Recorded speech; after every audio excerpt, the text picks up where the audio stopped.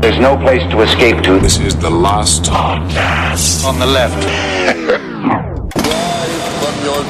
That's when the cannibalism started. What was that?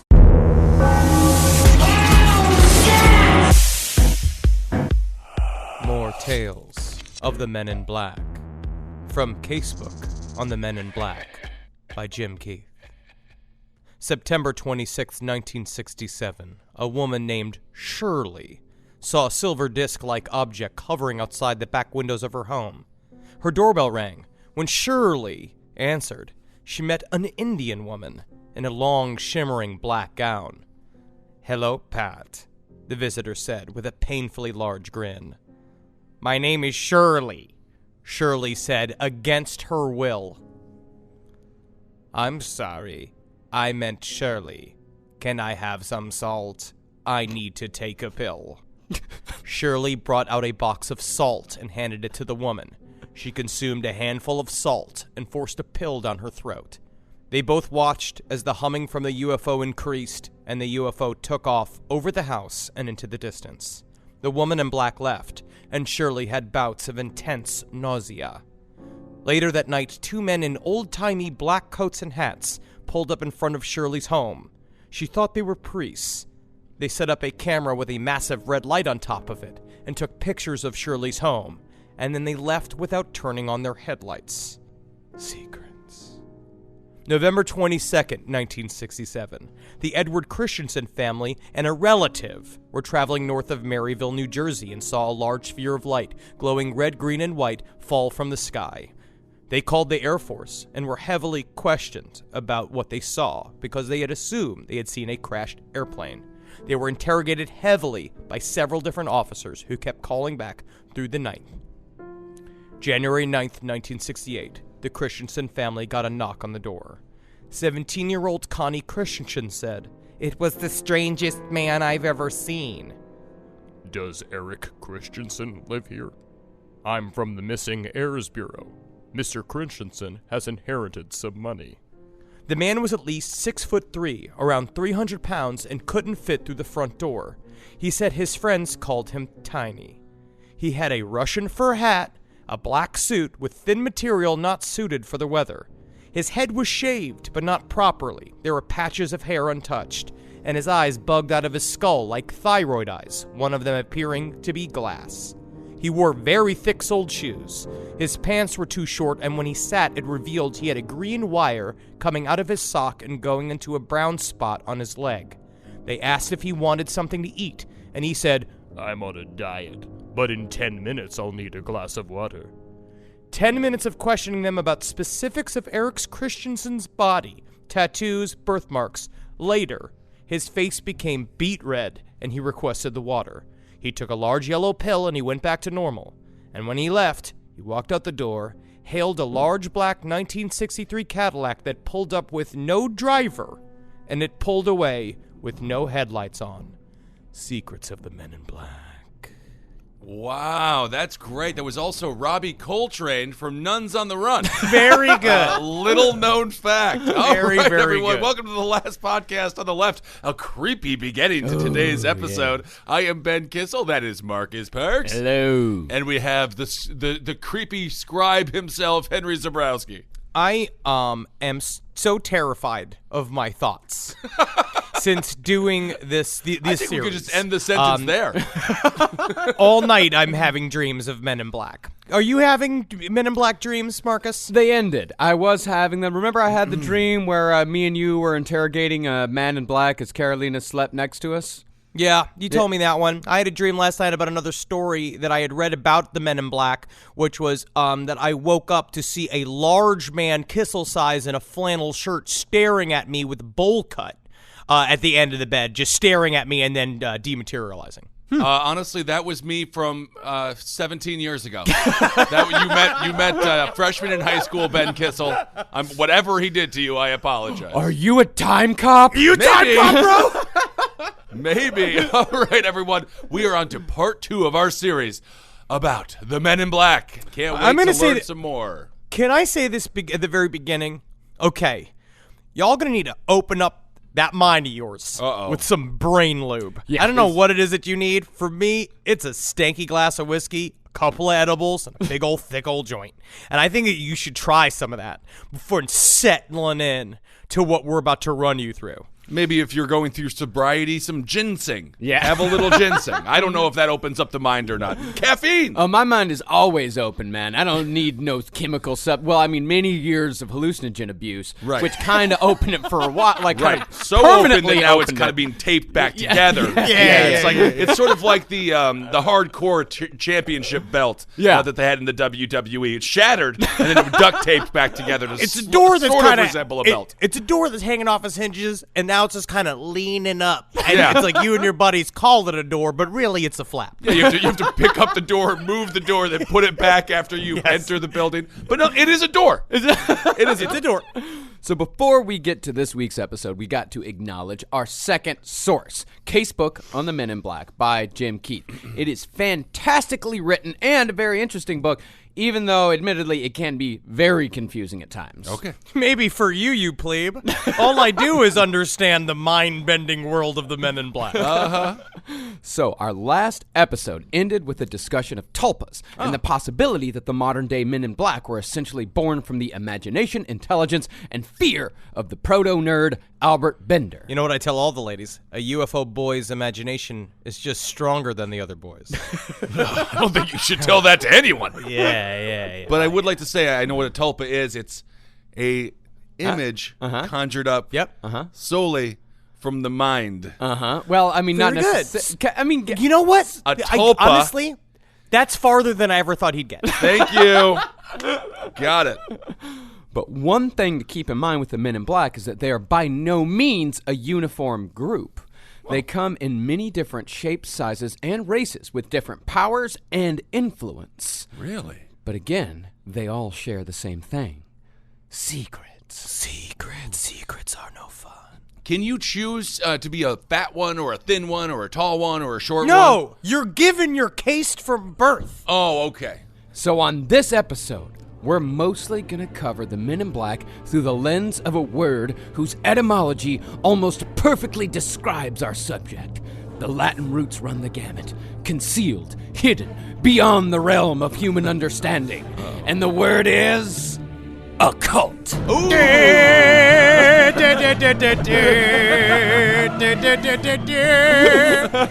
Word of the day. Now, the 20th century is by no means home to the first sighting of the Men in Black. The Men in Black have been around for centuries, most notably in 15th and 16th century Europe, and always in cases involving the most popular paranormal phenomena of the time, witchcraft. Ooh. See, Men in Black, to me, they're like the David Bowie of the occult world, where they fit every fashion. They every single phase it goes through occultism, they're right there. And so a part of it, it's like last episode, we try to explain what one of Nick Redfern's biggest theories is that they are tulpas. We're going to talk about in this episode specifically is how they are an extension of occult matters that have been around since the beginning of time. Yeah. And that the Men in Black have always been there, step by step, fucking pocket to pocket.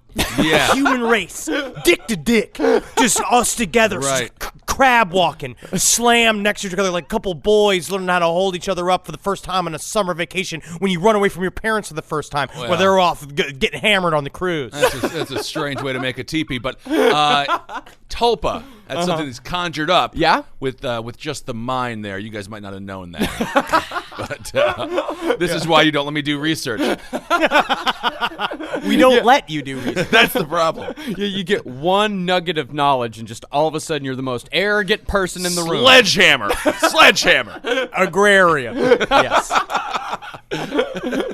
So the first recorded sighting of a man in black, at least as far as Europe goes, occurred in France in the year 1490, when occult practitioners claimed to trample crucifixes as they worshipped, quote, a tall, dark man.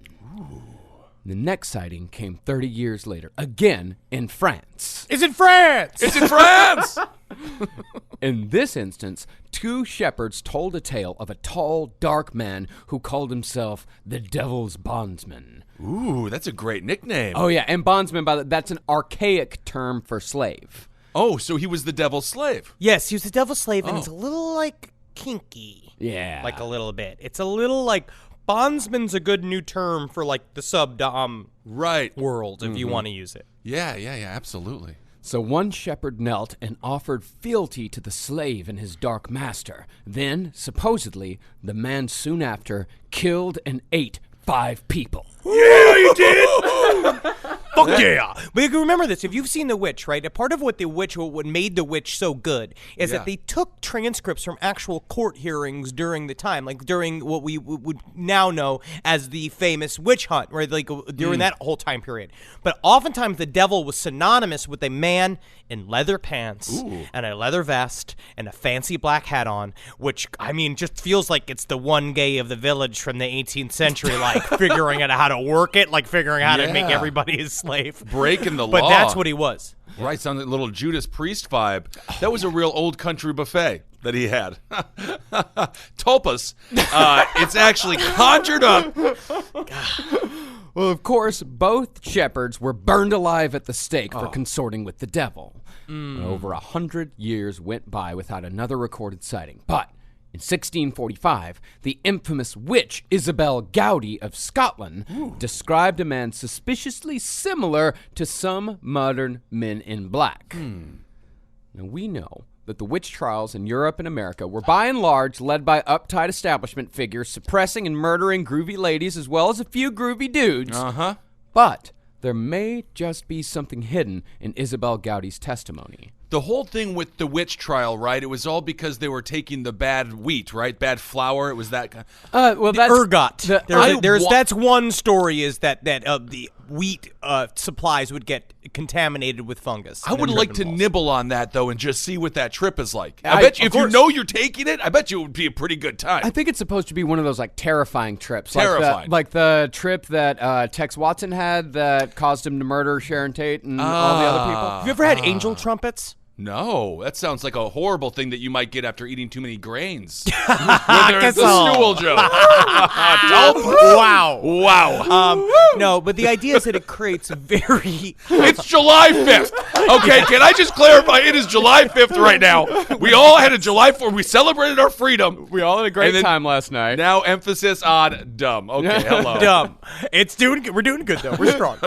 But angel trumpets are a naturally growing hallucinogen in Florida that are like these flowers that you pick, and they create very vivid visual hallucinations where you do stuff like your bed looks like it's all covered in cockroaches, so you go and you get the bleach from underneath your kitchen, like you get your bleach underneath from the sink and you cover your bed in bleach and then you set it on fire and shit like that. Oh, I see. So you don't want it. You don't want it. No. Okay. Well, this is a quote from Isabel Gowdy's trial. His members are exceedingly great and long. No man's members are as long and as big as thee.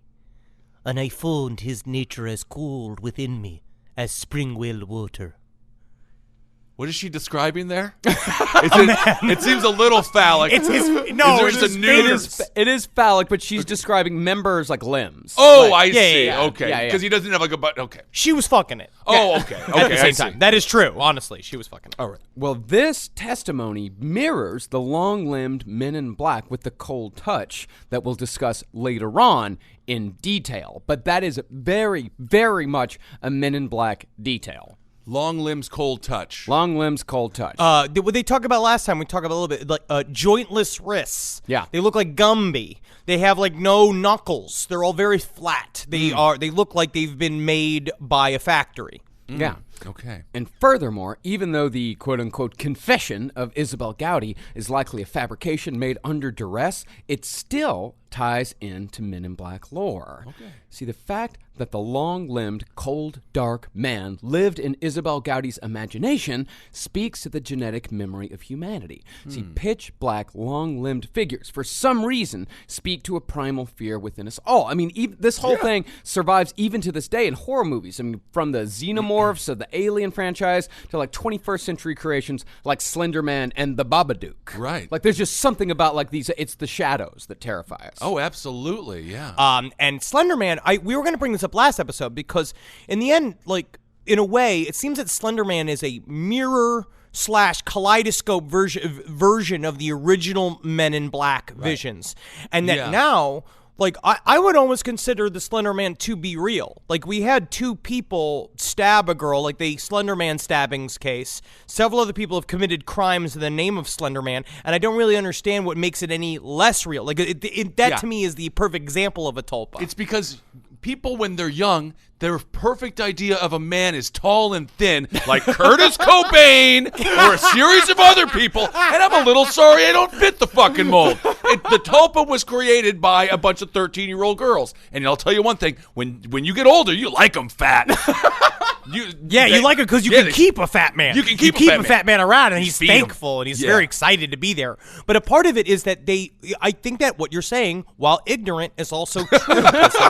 I'm onto it. But a part of it is that the 13-year-old sexual fantasy, which is what made all of the weird lemon / fic about Slender Man real, like, that's a part of it. It's like they are sexually identifying with Slender Man, but the problem, like a tulpa, is that it eventually grows to have its own fucking agenda, and turns and becomes something else. Like the robots in Westworld, which is a series that I'm watching and referencing on a regular basis. Every time you have either a microphone or you're on stage, you find a way to shove Westworld into it, but it doesn't ever make any sense. It doesn't. Episode 5, Season 1. I mean, 2 years old. Series is 2. I don't know. I mean, one of the things we're trying to say is that the Men in Black may have always been tulpas, but they were created collectively by the primal fears of humanity. And the tales that we just told are by no means the only appearances of Men in Black in the witchcraft era. In 1730, in Norway, a 13-year-old girl claimed that 6 years before that, she and her grandmother had attended a secret meeting with Satan by way of pig transport. Yeah, dude. Just took the pig bus. I mean, I've been in some bad Ubers before. What is a pig transport? Can you imagine a 13-year-old girl pulling up to you in a pig, be like, "Hi, what you doing? Want to get on my pig cart and go meet the devil?" Yes, I have to. Yeah. I think so. Wow. And Satan had brought along 2 companions, whom the grandmother had referred to as, quote, grandfather's boys. Ooh, that is a wonderful series on X videos right now. I don't know. And all 3 of them were dressed all in black. Okay. Now we're going to see, but again, we're going to see a very common trope with Men in Black as well. A lot of time they visit in 3s. We're looking here is that the grandfather's boys, quote unquote, not his testicles, were actually a part of the unholy trinity of Satan with his 2 lieutenants, who often spoke of in folklore and echoes the modern day Men in Black, who often show up like that. But I never heard of them hanging out with a pig, though, before. This is the first time I'm hearing about the pig. Well, with all the witchcraft stuff, you know, that things with witchcraft tend to get a little blurred. Are pigs big in witchcraft? Yeah. Pigs? Yeah, sure. All animals are. Well, goats specifically. Yeah, I think the goat, But pigs can also have a pretty big part to play. Okay. Why not? You anti-pig? I'm not anti-pig. Yeah, you anti-pig I'm so here? pro-pig, it's like ridiculous. I almost stopped eating them. But a part of it is that the pigs are also smart enough to know I need a job. And like Uber drivers now, it's like a great job in between things, carting 13-year-olds back to the grandfather's boys. Oh, yeah. Which he's done several other times. But this is a part of also the myth here. So this is, remember, when tulpas, we were talking last episode about tulpas, part of that comes from Albert Bender's first vision of Men in Black. And that's a more modern idea of where the Men in Black come from. Well, what if instead, what we're seeing here is that all of these comparisons of the Men in Black to the original visions of the devil show that Men in Black may in fact have a more paranormal beginning, even more so than tulpas, because tulpas is just the creations of our own fucking mind. Yes, it is paranormal in the fact that maybe you want to say that ritualistic activity and paranormal rituals and stuff like that, like the idea of talking to the other, is actually future technology that we don't really understand. So technically, then it's science, right? Right. How far have I gone? Well, How long have I been talking? You got to the word science. there it is. Might be a medical part of it- condition, but But what if the Men in Black really just are what we talked about with aliens and gnomes and fairies and all that shit too? It's just the embodiment of everything that is the other that has been forever, and essentially they are more attached to like an entity that's poked its way from the other side into this world. Mm-hmm. Is it a really big pig that you get inside of? No, it's not an actual cart. She's riding a pig. I see. I mean, it's like a farm pig. I mean, okay. Farm pigs. You ever seen like actually been in the presence of a farm pig? Big pigs. Yeah. Yeah. No, I get it. Okay. Yeah, you can easily fit a 13-year-old and her grandmother on the back of one of them big pigs. Now, Men in Black, they can also be harbingers of doom. This is from an account written in 1682. Ooh. In Brandenburg, Germany, there appeared in 1559 horrible men, of whom at first 15 and later on 12 were seen. The foremost had beside their posteriors little heads, the others fearful faces and long scythes, with which they cut at the oats, so that the swish could be heard at a great distance, but the oats remained standing. Just feel like they're making fun of their like country folk. No, dude, it's Kissel. Pop out for a second, right? I popped out. I know you are. I see it. Put it back. You're driving along in a cart, right? Yep. Come on, Martha. Martha, you dead yet? No, we're getting you to the hospital. Only 3 days away. Yep.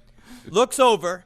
There's just a field filled with these dudes in black robes and scythes hacking at wheat that's not getting hacked. They're just like slicing through it, and they're just doing it like it's fucking a Black Sabbath fucking album cover. So they're happy. Just do the shit, and then you drive us. They're not happy. Oh, they're not very happy. mean looking. And then the whole town dies of the plague. Yeah, because that's Right. exactly what happened. Right after people saw these figures, the Black Death swept through the area. I just hope I get my mother to the fucking hospital. Your mother's got the plague. She's got the plague. Oh man, this is man. It's tough creatively thinking. Now, the links between these manifestations and modern-day Men in Black may seem somewhat tenuous, because after all, the color black has long been associated with evil. But appearance is not the only thing these occult practitioners of the past share with modern UFO lore. Okay. For example, something was written in 1645 in the Laws Against Witches and Conjuration that sounds suspiciously similar to the experiences of modern alien abductees. It was written that the devil leaveth marks upon their bodies, sometimes like a blue spot, or a red spot like a flea biting. 2 decades later, a witch named Christian Green said this quote, as he was informing on another witch. He said, The man in black pricks the fourth finger of her right hand between the middle and upper joints, where the sign yet remains. Now, attentive listeners of our alien episodes will remember. Don't criticize the non-attentive listeners. Yeah, because I it's think a little bit Marcus is difficult to correct. follow along. I don't think You know, we need to you have to chastise listen. those who are like also busy baking and they have to focus on something slightly different than alien abduction. Listen, if you are a true student of the UFO nature, if you are a true, I would say, visioneer of the UFO knots, you understand that you're going to have to reread most pages of what you read several times just to begin to understand it. And then also same thing with podcasts or interviews about aliens. Right. Is that it requires you to listen to it many, many times. That's like when your teacher would come in and be like, for those that did the homework, this class should be a breeze. And it's like, well, Exactly. I am in for a rough ride. Yeah, well, the teacher was correct. The teacher was a jack. I'm not even going to go into it. Well, I know I always know that when a teacher walked in and they said that, I would always said, very good. Looks like Marcus will be getting a thumbs up We today all in can't class. graduate top of our 12-member class. Well, anyway, attentive listeners of our alien episodes will remember that oftentimes abductees return home with marks upon their bodies, and those marks sound suspiciously like the devil's nips of yore. Yeah, man, devil's nips. Like mine, man. I got big pink old devil's nips, man. But a part of it is, but it's true, right? That is, we're going to see again and again, Jacques Vallée, who talked about this endlessly. We're connecting it back to the UFO nature of the Men in Black. It is every single one of these experiences where people go to another location. There's oftentimes they are also accompanied by weird smells, blue light, which was actually done a lot of times in ancient rituals where they would cover their torches in pitch that would make the flame that when you light it would make it blue. So a lot of times it's like that's also connected to UFO activity. And then getting scoops and implants is another part of alien activity and abduction activity that has been going on since the beginning of time. Scoops and also Aleister Crowley. Scoops and implants sounds like a very bizarre ice cream / cosmetic surgery restaurant / Actually, hospital, I guess. It's fantastic, and you should save them for when we retire to Tempe, Arizona, because that's where the real alien money is to be made. Yes. When I think of devil's nips, I think of a very meaty version of those really crappy fireworks snakes, where it just sort of like unrolls and like just kind of pink tubes of. Interesting. Thank you. Well, here's another example. July 5th. I'm going to point that out once again. No one. Anyway. Here's another example of a link between UFO lore and witchcraft. The testimony of Tituba, who infamously testified at the Salem witch trials in 1692, said that... Stop giggling, Is Kissel. it- Stop giggling. is it- It's a woman's name. Is it Tituba or Tituba? I think it's Tituba. Tituba. Well, she said... God damn it. All right. I'm done. Well, she said that she met a tall man with white hair wearing black clothes, and that the tall man was joined by, quote... Another thing, Eddie, it goes upright like a man. It hath only 2 legs. And Jim Keith suggests that this duo may have been a man in black accompanied by a Sasquatch. Yeah, fucker. Yeah. Yeah, buddy. on a So, second. listen, Wow. Was the Remember- Sasquatch wearing a suit too? you just, guys, which is incredible because they should go by Jose Bank because that's where you get all your clothes. No, I am now officially too fat for Jose Bank and Men's Warehouse, which is a pun, which Henry alerted me to realized. in Philly. I can't believe that blew your mind so It was a hard. pretty big deal. No, I am now Rochester big and tall solely and forever. Cool. Congrats, man. I want you to get a pitch work for them, and I think it would be incredible. I would love to. But you scoff, of course, Kissel, because you didn't do the reading. But No, if I you did do it. look at many cases of UFO activity, Bigfoot, poltergeist activity are often all wrapped up into one. You look at the Bridgewater Triangle. You looked at what happened with Mount Shasta. You look at, there's a lot of different places. Skinwalker Ranch has quite a bit of the same activity. Cryptid, UFO, alien stuff, and ghost activity all smashed together in a big old cum bottle. All right, I just didn't Spooky realize activity. I didn't realize the Sasquatch and the Men in Black were a duo. That's a movie I'd see. Yeah, that is definitely a movie I'd see. Yeah. But yeah, all this stuff shows up in when UFO flaps occur. Yeah, flaps. That's like the term for when like UFO activity occurs in one location for like an extended period of time. Wow, It's also the sound when Stanton Friedman runs up a flight of stairs. Not to malign Stanton Friedman. We had him in the show. He's a friend of the show now. UFO flaps. I call that. Remember bingo wings? Yeah. I got some bingo wings. I'm gonna call those UFO flaps from now on. Now, even though the Salem witch trials were almost certainly just mass hysteria coupled with people yes-anding each other until a guy got crushed with a big rock, Yeah.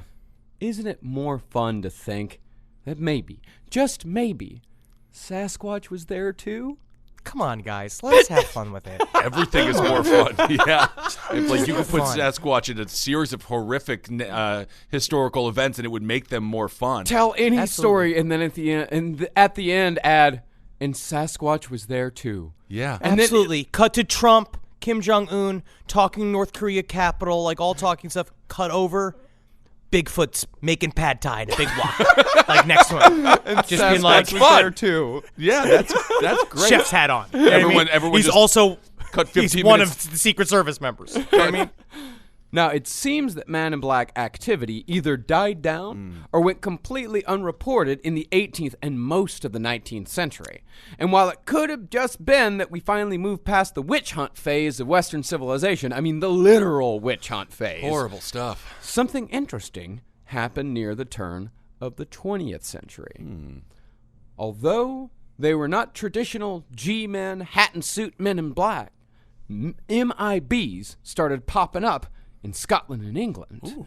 In 1901, a woman in Scotland saw a group of 10 men dressed in black seemingly performing a ritual around a coffin on which a set of bagpipes laid.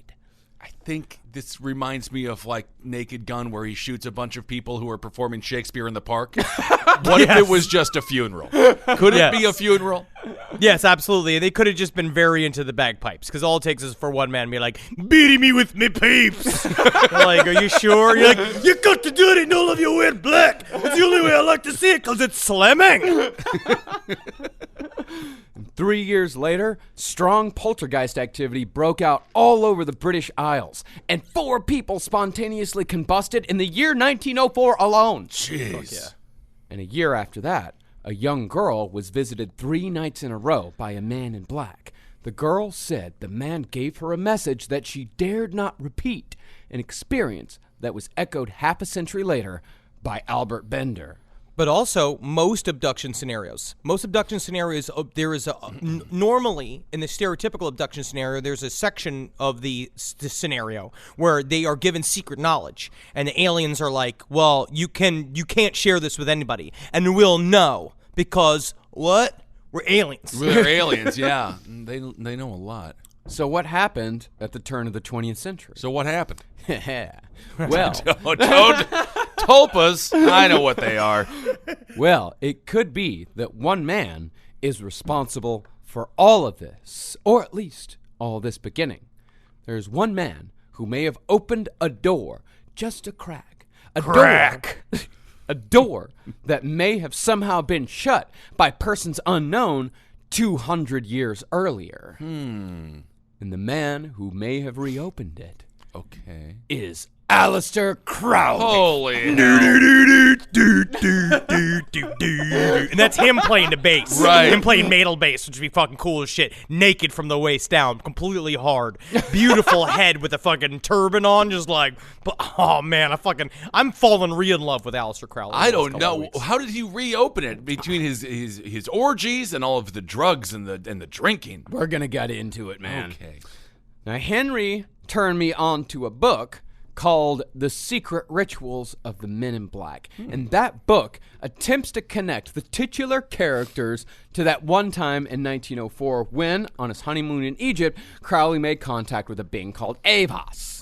And Avos then dictated to Crowley the Book of Law, which serves as the central sacred text to Crowley's religious philosophy of Thelema, thereby kicking off a new stage of spiritual evolution known as the Aeon of Horus. I think you did mispronounce it. It's the Book of Horny Law, which we really do have to clarify that. Yeah, it's just Aleister Crowley with doing the old, like, dick in the box of popcorn on the very cover. Yeah. However, I read the book and failed to understand any of it.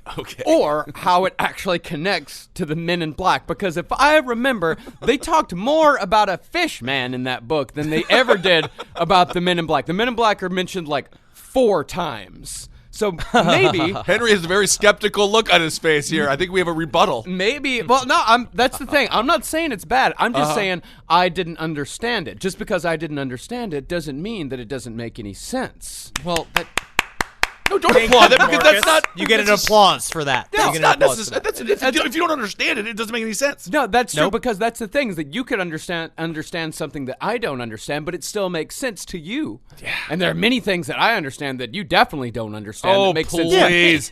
It's because I refuse Kissel likes to taste live in a Bud Light world Lime. of lies. And I don't drink Bud Light Lime. He enjoys the taste of it, which is a mystery. That's a tulpa. That is a tulpa. They are conjuring up images of me with Bud Light Limes. It's not happening. I will always remember the sentence. I will always remember you sucking on a tall boy Bud Light Lime going, it's like a margarita, except I got it in a can. No, you fucking dick. No, that is not. I've never. And then, my God, and then after you said that, they started selling margaritas in a can. So that means that you very possibly, through your love of Bud Light Lime, I don't like or love or even drink Bud Light Lime. It tastes like poison. Someone doth protest too much. Oh my God. Well, Henry, what is this book? Okay. A part of it is that it's technically a sequel to Secret Rituals of the UFO Knots. It's by Alan Greenfield, who is a paranormal researcher and magic ritual master. It's very difficult. A part of it is when I read Secret Rituals of the Men in Black was that I realized just how far out of my depth I am when it comes to magical learning. What he says is that the Men in Black are part of it's essentially like a group that are wizards from back in the day that have been around. They're like entities that are a part of the original, quote unquote, the secret chiefs. They're these entities that come from the other side, essentially lower daemons, right? Yeah. But a part of what Secret Rituals of the UFO Knots, which is his first book, that was really the first book. It was printed in like 1996. It was done in a series of lectures and printed and the beginnings of the internet. It was also like heavily like in the weird backlogs of the internet. That these are the first people to say that the Golden Dawn and Freemasons and all this shit and the ultimate masters they were speaking to were actually aliens. So what he is saying, he's connecting the Men in Black. That is where, obviously, the Men in Black thing is kind of just the hook for that book. Yeah. But a part of what it is explaining how when you do modern ritual now, they consider the fish people, which is Oannes, which is this group of, essentially, those are the people, the weird, amphibious group of aliens that were talking to the original group of Freemasons that started everything. They're the gatekeepers of our lives and information talking to the Godhead. Basically, he's talking again about. Oh man. Well, now It's I just realized how little I know. Are they head fish or feet fish? Fishmen. So they're Fishmen. like, imagine if a fish kept evolving like a million years from now, like a fish evolved. I'm just seeing a fish with a human head. Is it mostly a fish with a human head? No, it's the opposite. It's always the opposite because they need a cock to fuck us. Yeah. To make more of them. It's a humanoid fish. Oh. Yeah. But it is a loose connection. But what he's saying is that the Men in Black themselves have rituals on their own, and that it's the same stuff that we would do to talk to the Godhead. And they are intelligences that basically the beginning of the book is cracking that Aleister Crowley understood that the Book of Law was a gigantic cipher that was given to him by Aiwass, that he realized in the middle of his life that he didn't even understand what they were really talking about. And he knew that because basically it's written in the Book of Law that the next generation would come and decipher it. And they created a grid. Basically, it's all about the grid that they put together with numbers and connecting letters, which Aiwass is actually like the key to the actual code, and that you could use it like all the biblical numerology shit, where it's like certain words match up to numbers that all correspond to each other for no reason. Yeah, it's like we don't know why. It's just we just don't know what the reason is yet. When did he get the hat? You know, it's a great hat. It's a great hat. The triangle hat. He really brought it all together with the hat. Yeah. I wonder who gave it But to him. someone please explain it to me, and I'd like to actually speak to someone either on a Patreon interview or just in my life to help understand what the book is about, because I'm out of my depth. Mm-hmm. Well, Nick Redfern, quoting zoologist Richard Freeman, has a somewhat simpler connection. Okay. Simpler than that? Okay. I see how this is. It was like grade A to B to... Well, Freeman's story starts in the year 1900 with Crowley's purchase of Boleskine House, which is located off the shores of where else but Loch Ness. Oh. Yeah. Now, even though there are 2 recorded sightings of a water beast in or near Loch Ness previous to 1900, Loch Ness's reputation as home to one of the world's most famous cryptids didn't begin until 1934. Really? With the publication of the infamous Surgeon's photograph. Yeah. There's a lot of people saying there's beasts in the waters, but there's no beasts out there except for Gregor's mother. She went to sunbathing. Roast mode. Yeah. Wow. Crowley, he chose the house for its seclusion, but also because the area had a long occult history, most notably when a local wizard reanimated a whole series of corpses from the nearby Boleskine Cemetery in the late 17th century. So he basically had a bunch of his friends dig up a bunch of graves, and then he's like, when I do the magic bim bop thing, whatever I do, throw them in the water. Yes. Okay. Yes. Exactly. But also very similar to the Zobops, the voodoo priests that also been compared to the Men in Black. Very much so, Ooh, I yeah. like the name, Zobops. It It was here at Bulskine House that Crowley attempted perhaps his most famous ritual. Uh-oh. This was the site of Crowley's attempt to summon his very own guardian angel. And hopefully it's got a randy old schwanz on him, so that I can consume it with my buttocks. I know. I have a feeling this involves, like, getting a bitty, nice... big thing there. It did. But Yeah. on the other hand, this ritual kind of runs a little contrary to what you'd usually think about Aleister Crowley. Like, he had, if I remember correctly, he had to abstain from any alcohol or like any mind-altering substances. Yeah, dude, if you're going to dilate your butthole big. I think he abstained from sex as well for those You 6 have to. months. Yeah. There's a part of this. But same thing with Alan Greenfield is that when they're talking about when they do these magical works, these take weeks and weeks, and it takes a lot of discipline, and you have to do it step by step, where you like use the Enochian key, and then you do a bunch of banning spells, where you banish a bunch of fucking other entities that you don't need, and you have to keep other people there. It takes a really long time. You have to stop for lunch, Right? And also, these people are sober as a fucking cat, dude. Yeah. These guys are just high on runes. You have to just sit there and be vibrating with runes so hard that you just can see this shit. Because again, it's not the idea of what you say is real and what I say is real is completely different. Because it's more like a hallucinatory reality where you sort of allow the images to conjure their way into your brain, and then slowly but surely they become real. That's why I don't like sober people, that unless you really need to be sober, in which case be sober, but Bud Light shuts some doors. And you don't need every door open in the house because you got a breeze coming through, it's unsafe, anyone can enter. You want to close it up a little bit. Well, this ritual, it requires that the magician summon and bind the 12 kings and dukes of hell, including Payman, in order to Dukes of Hell. Yes, very funny. A couple of those. This first poop of the day. It's July 5th. I am... Okay. Well, those demons, those kings and dukes of hell, they have to be summoned and bound in order to remove the negative influences from the wizard's life. But Crowley wasn't quite as talented of a magician as he'd thought, as it's said that he failed miserably and was never able to banish the demons that he'd summoned. And it suggested that these demons were the first manifestations of the modern Men in Black. So Crowley did this? Well, Crowley started it. And let's go even further with it. You're not going to believe where this story goes. I'm not going to believe any of this. No, Jim. That's my secret. I don't believe about 99% of the content that we've discussed on this show over. No, I'm just joking. I really love it. Very good acting. Thank you very much. I appreciated that. I appreciated that.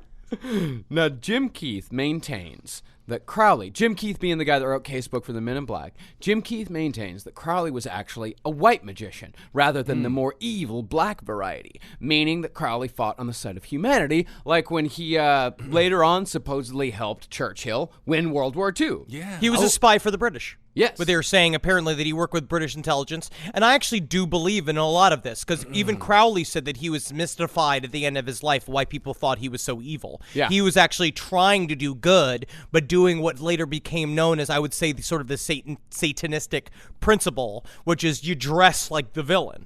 Because it gets you laid. Right. He definitely liked doing that. Crowley believed that something called the Black Lodge, working with humans known as the Black Brothers, worked against the interests of humanity, preventing us from reaching higher states of knowledge. And Typhonian OTO head Kenneth Grant went even further, saying that the aim of the Black Lodge was the isolation of mankind and the rejection of the universal life current, meaning they worked to prevent people from connecting with one another in meaningful ways. Oh, and we see what happens when people get to connect globally, how peaceful it is. No. And how wonderful it is. No, we're not, though. We're being divided up. That's what they're saying. Is what that the I'm whole saying. point is that they're winning, and then a part of what this is supposed to be is that, I mean, in the end, Crowley was truly doing the right-hand path's work, which is trying to use knowledge to help everyone. But it's and not the idea working. was supposed to be total transparency, and because we will not evolve to the next spiritual intellectual steps that will then lead to the technological steps that we need to fucking travel to space, travel to stars, using nothing but our minds and our bodies turn us into fucking nanoparticles. We can't do that if we don't fucking band together. I like that, like can't- the cowboy kid in Willy Wonka. Oh yeah, dude. Twitter comes directly from the Black Lodge. Mark Zuckerberg is absolutely an agent of the Black Lodge. Really? Yeah. My God. I'm gonna steal his wallet and see if he has one of those cards. So we just did it backwards. We were supposed to evolve emotionally first and then get the tech. Yes. Absolutely. Yes, That's the problem. Yeah, no, I you're believe getting that. it though. Oh, I But believe it. Yeah, I mean, obviously we're not ready for prime time yet. No, we were no, we were not ready for the technological advances that came in the early 21st century at all. Okay. Now let's bring Alan Greenfield back into this. Now, in Alan Greenfield, even though rituals of the secret rituals of the Men in Black is very confusing, there are certain gems that were taken out that make a lot of sense. Specifically, Casebook kind of parsed all that and took these great excerpts out. Cool. Now, Greenfield, he even brought in the lore of Philip K. Dick into the mix. He said that the Black Lodge may be defined as the organized institution guided by Valis for the purpose of holding back human evolution, keeping a slave mentality in place. Now, I'll admit I know nothing about Valis or Philip K. Dick or any of that shit, but I do know Henry knows all about this. Now, a part of what you remember is so one thing to keep it back to, connecting it back to Men in Black, a part of the reason why they're attaching themselves to discounting UFO sightings and going and shutting people up is because that's the extension of their trying to create more ignorance and trying to create more fear, right? Valis is a system known as the Vast Active Living Intelligence System that approached Philip K. Dick. Now, apparently, in a vision to Philip K. Dick, he was zapped with a pink laser beam of pure information from Valis that basically showed him that there's no such thing as time. He went... that all time is concurrent, that he viewed himself in Roman times. It also happened to tell him that his son had a heart condition as a little baby, and he had to go through all of these different tests. He was making the doctors run all these tests on his son, and they were like, there's no reason for this, and finally they took x-rays of his heart, and they saw that he had a heart defect that would have killed him, right? So they feed him these little bone molts of information, which was this, and then he died several years later of a brain aneurysm. Some people say that maybe that was that bubble in his brain is what caused him to see it, or is it vice versa?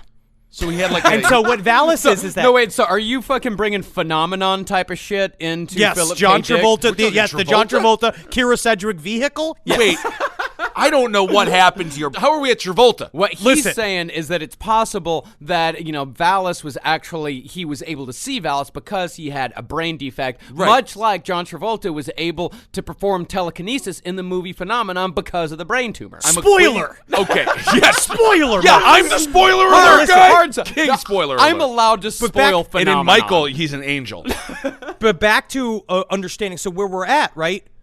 Valis is sort of one of the spokes or one of the tips. Like if you imagine a 26-sided star, right? 26 point. If you imagine a 26-pointed star, and being the Godhead, one of those points is Valis. One of those points are the fish people that talk to the original people, or are they one and the same? One of those points is Aiwas. One of those points is Lamb, that Aleister Crowley was one of his contacts that he drew on a piece of paper. And what did it look like? A fucking alien. Yeah. Right? Same shit.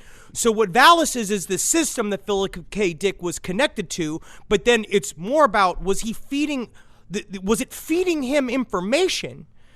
Or was it giving him selected good bits of info and then keeping him repressed the entire time? Because a part of it is understanding, too, when you're working in ritualistic magic, because now Alan Greenfield, he calls upon Valis in his new introductory rites when he does a ritual. Valis is in there. There's a part of it, because what happens with because if Philip K. Dick went insane, he went insane the only way a sci-fi genius could go insane, which is you go really fucking insane. And then he wrote an exegesis, which was the 1,400-page journal trying to describe all the things that he saw, which is very detailed, which we will do an episode about. But a part of it is that when you call an entity like that, right? When you talk to the Oannes, or you talk to Valis, who's to say that they don't have their own fucking agenda as well? Honestly, I think I get this. appetizer sampler. You got mozzarella sticks. You got quesadillas. You got maybe mini sliders. You got maybe chicken wings. Right. You get a lot. You know, but you don't get the steak. So he never got the steak. He got the sampler. He could have theoretically been given the steak, but he was also satisfied with the sampler because let's be honest, they're awesome. Well, I would say Honestly, no, it makes sense. okay. Well, I would say that the steak is monotheism because you get the steak, you just get one god. You just get the one. You just get the one. But with the app sampler, Right. you get a whole bunch. You get a sample. you get a whole bunch. Right. So he got all of it, but you never quite got the steak. You know what? I'm technically more confused because now I'm like thinking about it, what you're saying. And like in a weird way, it does kind of ping, but mostly I think it's just because I love appetizers. Yeah, well, I think it makes a little sense. Of course. Let's get back to two words that I'm sure kind of pinged in a couple of people's brains. Black Lodge. Ooh. Of course, Black Lodge pinged in your brain if you're a big fan of Twin Peaks. Yes.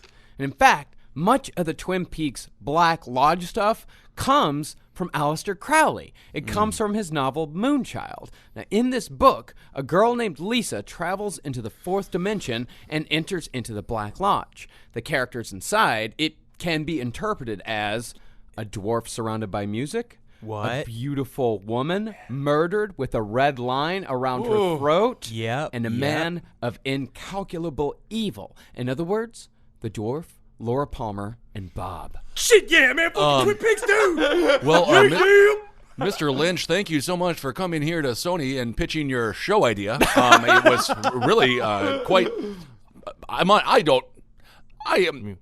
need to You go. gotta get the big fish.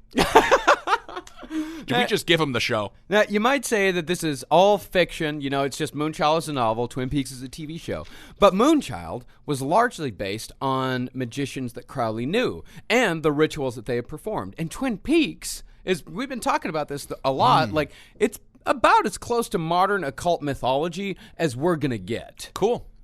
Because they really did their homework in terms of, if you want to talk about the Black Lodge, the new season, the third season of Twin Peaks is a gigantic occult exploration, which I would say is as close to David Bowie's Black Star as anything else, where it's like you just want to get down deep and you go through all these references. You technically need to be watching Twin Peaks with the fucking computer open, like searching shit. I haven't seen the third season yet. I'll get to it in 2 years from now. But you remember when it gets to the Black Lodge is where the Men in Black lived. So the idea is that Aleister Crowley opened the door of Black Lodge, a couple things slipped out, then he slammed it shut. Yeah. Wow. So how does all this tie into the Men in Black? That's a good question. Well, the story goes that Crowley spent decades keeping the Black Lodge at bay, working with other members of the Great White Brotherhood. However, there were some in the Brotherhood who fell to the influence of the Black Lodge. And the most successful Black Brother of them all was L. Ron Hubbard. Yeah, dude. He's back in. God, again. He's back into play, man. How does it all come back to that rotund colonel? Because he was very important.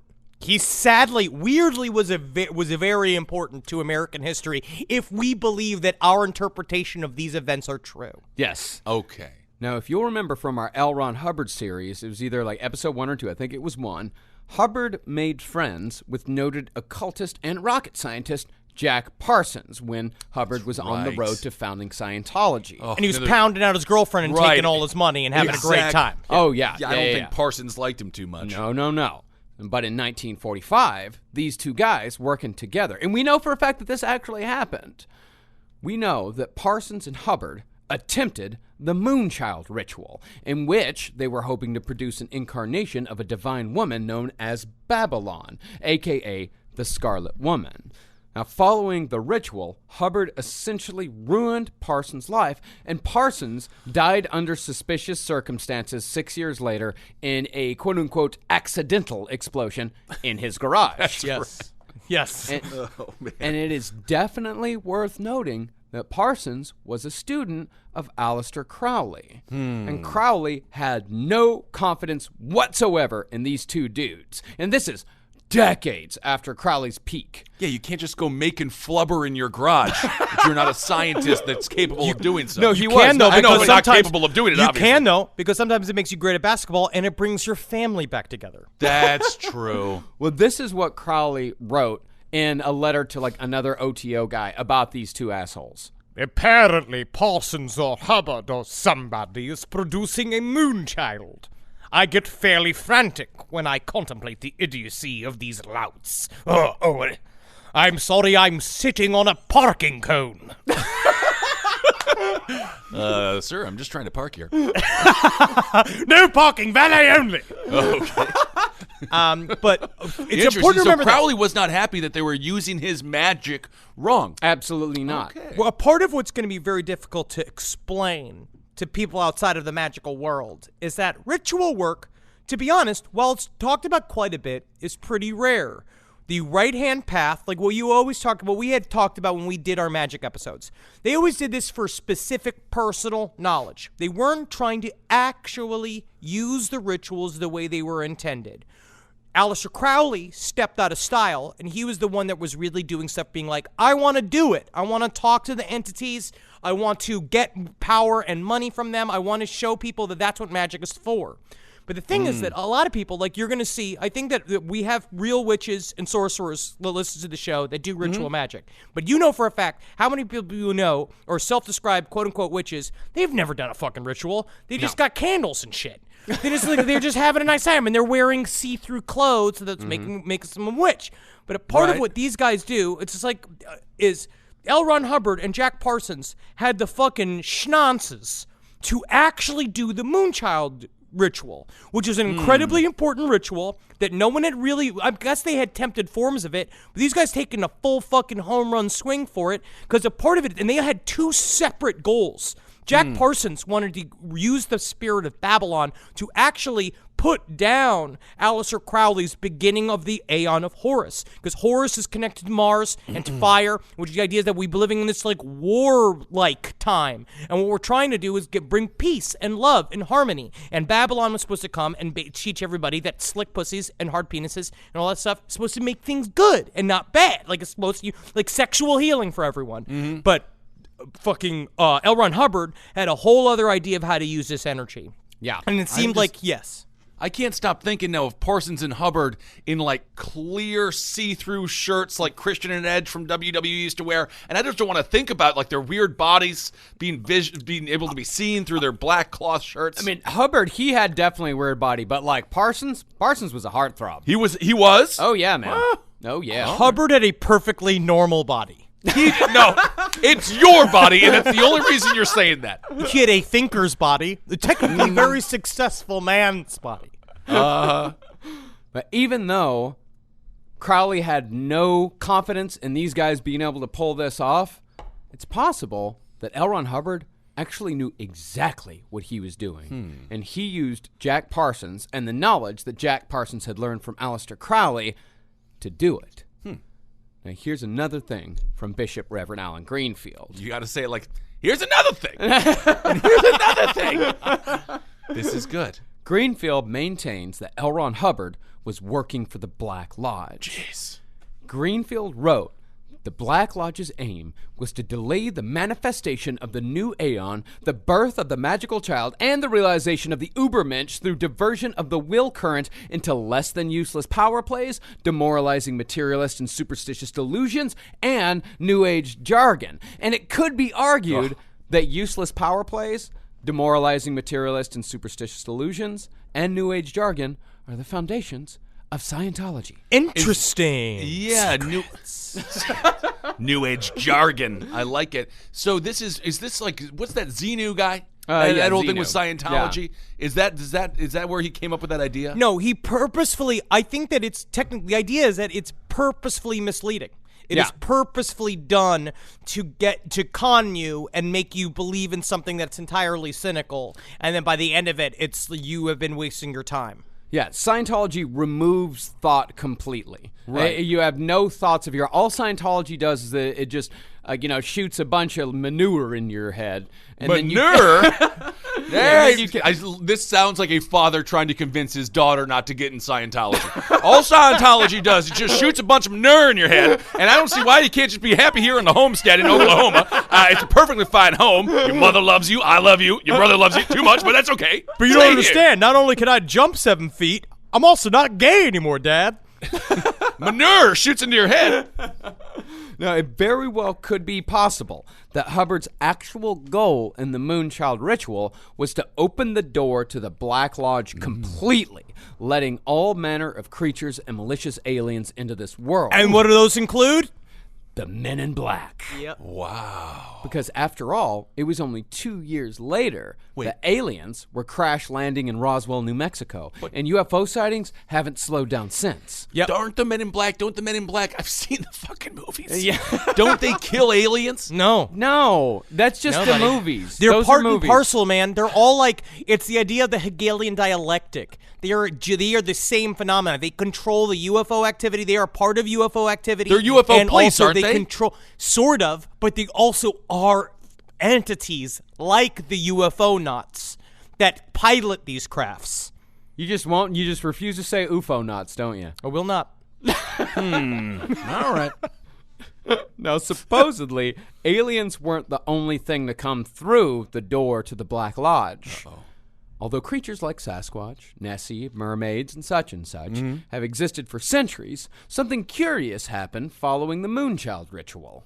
Around that time, truly bizarre creatures started showing up all around the world, but North America in particular. Take, for example, the Flatwoods monster that we spoke of last week. Yeah, with First the fucking seen- fish flaps and the fucking big flat head and the red eyes. Yeah, that was first seen in 1952. And remember, Bender said that the creatures that he met in Antarctica looked just like the Flatwoods monster. Yeah, dude. Then there's the half-man, half-frog Loveland Frogman in 1955, the fishy man-goat that is the Lake Worth monster in 1969, the tendril-fingered Dover Demon in 1977, the spiked Mexican-Texan Puerto Rican Chupacabra in 1995, and countless others all across the continent. And think about this. You're Bigfoot, right? You're OG. You're out there like, you're hanging out with a Native American who keeps calling you Long Wise Man. And you're like, keep them coming. Keep them compliments coming, Native Americans. You'll see how far you get. You know what I mean? You're sucking on his peace pipe. Things are totally fucking groovy. And all of a sudden, the Flatwoods monster shows up. And you're just like, ugh, get me fucking out of here, dude. I'm just a fucking monkey, man. Chupacabra showing up, eating all the apples. Oh, yeah, man, you're a Sasquatch, and the Chupacabra shows up like... Get out of here. At least I'm mildly human-like. Fuck yeah, you're fucking annoying me, bro. Shut up. And that's exactly what it is. From what I can tell, with a few exceptions, a lot of the other cryptids around the world that you see in the latter half of the 20th century, even before that, they tend to have fairly close zoological cousins. But the ones seen here in North America are usually malformed beasts like nightmare chimeras that terrorize small towns. Think about this, right? And like the Men in Black that pop out, they're like nightmarish copies of humans. It's like that shit. It's like Annihilation, where the creatures that come out are like, there's these entities that poke their way out of the Black Lodge and sort of hang on these like ideas of like, humans wear shoes. You have to have a thick-soled shoe to make sure you protect your very fragile human feet. So all of a sudden you have a big thick-soled shoes on. You show up all this stuff being like, oh, look, I'm a deer. But actually, you're the Dover Demon. You're just going, because that's how they fucking show up. Oh, kind of prairie dog it, huh? Oh, yeah, man. Pop up, pop down. And no cryptid of that time was more terrifying or more famous than the Mothman. Yeah, dude. And the Mothman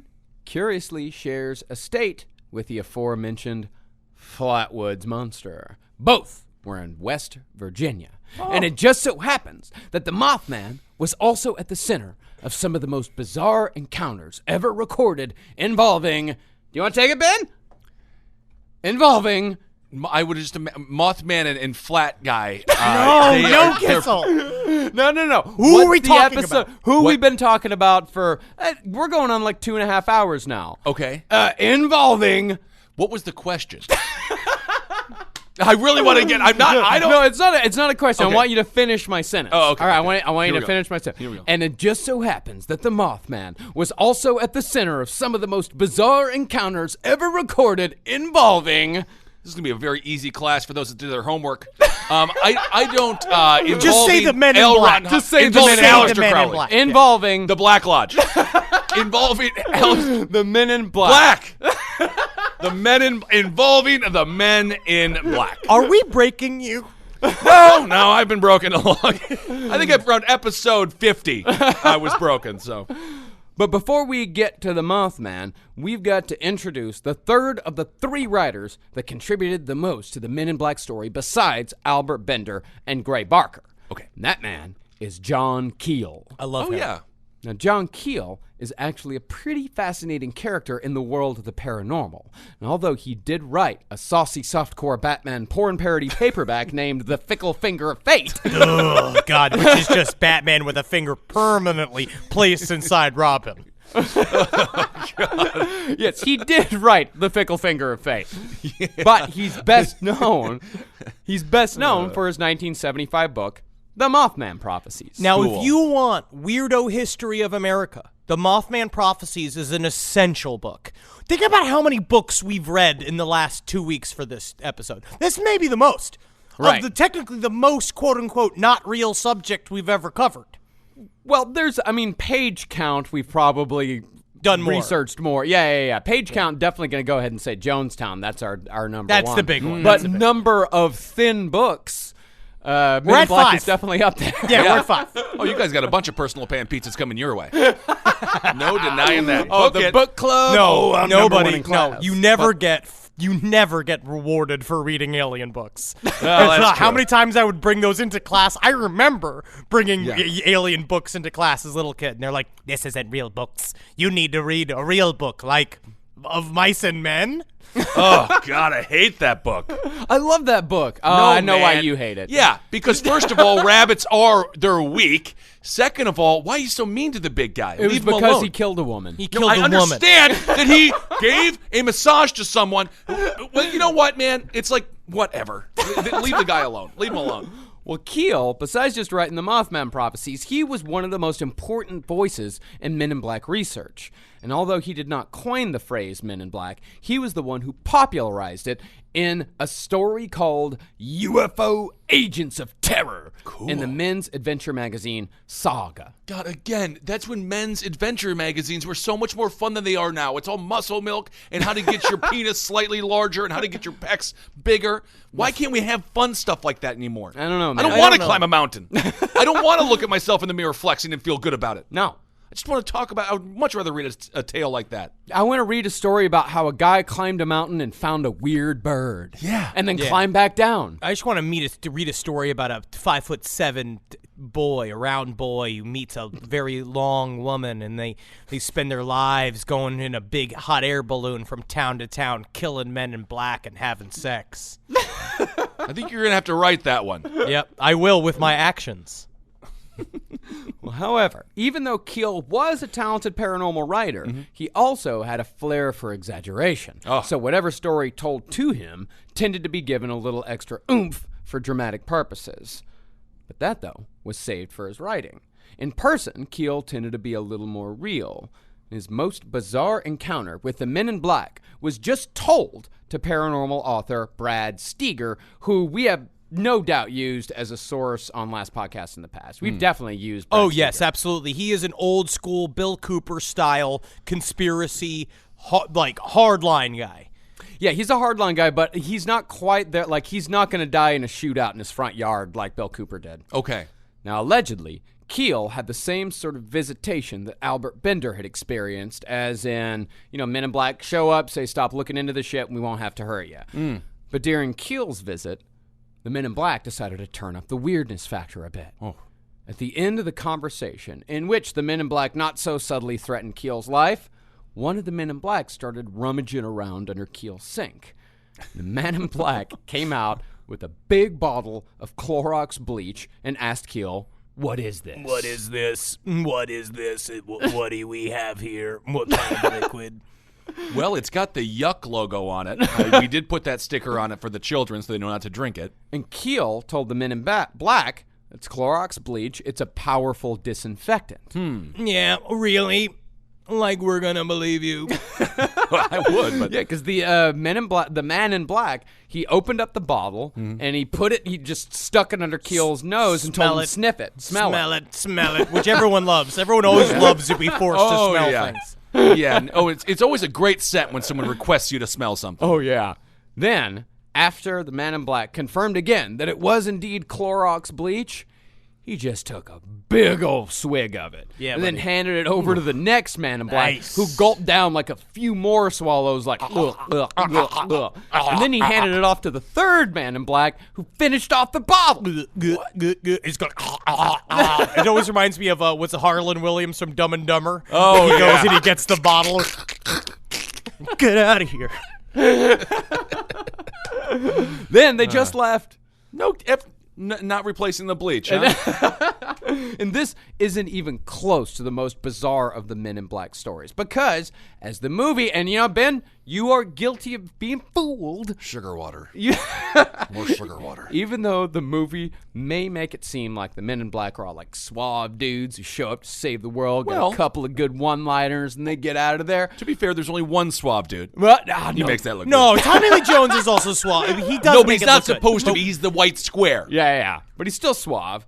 But really, most of the time, the Men in Black are just unsettling weirdos. Yeah, like they're fucking horror creatures unleashed from the Black Lodge. Yeah. Really? And unsettling weirdos were exactly who infested the small town of Point Pleasant, West Virginia in 1967 following the appearance of the Mothman. And that is where we'll pick up our story on Men in Black Part 3. Now, you We may got be it. We're wondering- doing a trio. Now, you may be wondering why Yeah. we're doing a trio, because number one, it actually works with canon, because Men in Black come in threes. So I think that spiritually it works and psychically it works. But also, guys, unfortunately, we have just scratched the surface.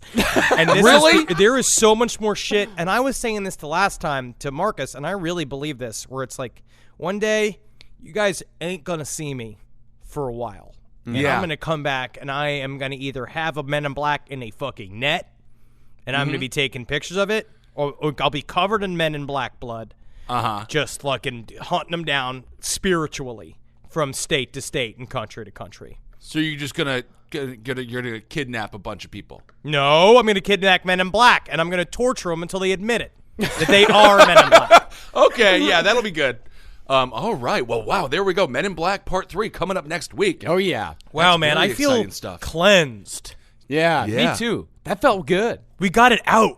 Yeah, we got it It's been out. sitting upside. I've been having so many nightmares and babbling at Natalie, and she likes it too. But a part of it, man, wait till we're gonna fucking crack this, me and Natalie, one day. We're gonna get off this fucking grid, dude. I've been getting a lot of polite nods in my household. That's That nice. ain't bad. I was just there yesterday. We celebrated July 4th at Marcus's house. I brought over so much cheese. Yeah. But you still have it there. Oh, we definitely still have it. Yeah, In fact, the Jarlsberg. while we're in Portland, our ladies are going to get together and just have a cheese day. They're gonna eat that cheese. Yeah. Huh? Yeah. Very Yeah. good. Like a couple of hot mice. Yeah, absolutely. All right. I love cheese. Anyway, so that's Men in Black Part 2. All right. Now what do we have to do? We have to thank everyone for Patreon. Thank you all course. so much. Henry and I had a great interview this week. We interviewed this guy. He hosts a podcast called The Gateway, and they're checking out this gal, Teal Swan. She's a possible cult leader. It's up for debate. I'm She leaning sounds a like a little bit cult leader. towards. I'm gonna put it on my upon re-establishing it. She does sound like a cult leader. He's being Yes. generous, which I think is nice that he is. being Yes. generous. So check out that interview. If you haven't subscribed to our Patreon, please do, and you can listen to all of those interview series. Oh, yeah. They've got there's dozens of interviews these two dudes have done over on our Patreon. If you give $5 or more, then you get access to all of them. You also get access to my series in which I am working on reading the Bible beginning to end. There it is. About 30 minutes at a time. And I think I'm pretty far into Genesis now. Well, Totally, I'm past the bagats. Oh, 30 minutes at a time. You're going to be done with that by 2088. Yes. We're just doing the Old Testament. We don't need to do the New Testament. That's right. Yeah. And thanks for listening to all the shows here. On Top Hat this week, I interviewed Wild Man Mark Mara. Wild Man. Because he's a motivational speaker now. So if you're feeling down, I think it's a very uplifting episode. That's really cool. And I would like to thank everybody. Follow us on all of the fucking horse shit. And I'm so fucking sick of. On Twitter, at Henry Loves You, at Marcus Parks, and Ben Kissel, who's on some reason back. I don't know why you're back. Well, no, I'm not. See, everyone was like, "Oh, I hope people are nice to you this time." No one was really mean to me on Twitter. It's just I am a sensitive little being, and I absorb everything. We all are. Than what you we would all think are, because and we're all punishing ourselves. Yeah, and I just couldn't deal with everyone's thoughts. So what I did was I got back on it, okay, but I didn't use the app. I'm just looking at it. I'll post, and then I just try because I find myself just getting like manic Mad. with it. Yeah, and it's it's just fucking like awful. thumb. My thumb has never worked so hard in its whole little thumb life. Oh yeah, I hate Twitter, Facebook, both things are creatures of the black law. Oh, I guarantee my God. you. I hate the it. exact I hate type it. But of thing they're talking unfortunately, we're a mom and pop organization. So Right. we're all mothers and fathers here, and so we got to get the word out. And so unfortunately, this is what we're doing until finally that solar flare comes that wipes it all fucking out. Oh, my and then also goodness. follow us on Instagram at Dr. Fantasy, at Marcus Parks, and Ben Kissel, the number 1, and LP on the left, or all things Last Podcast Yes. on the left. And unless it is certified LP, Last Podcast on the Left, or one of our names, we are not in charge or in control of any social media presence out there. No. So don't confuse us with anything, man. We We're- are just the same three dudes as always, and Yes. folks are doing what folks do, and Yep. what can you do? You can't contain nothing. We're in charge of our personal Twitters, the LP on the left on Twitter and Instagram, And our that Instagrams. is- And That's that is it. it. We have no control, nor do we look at it, nor should you look at it. So Yes. it has nothing to do with us. Yes. All right, everyone. Well, thank you so much for listening. We love you, and I cannot wait. We'll see you in Portland this weekend. Yeah, Friday night. You might be listening to this on the way to the show right now. Yes. So yeah.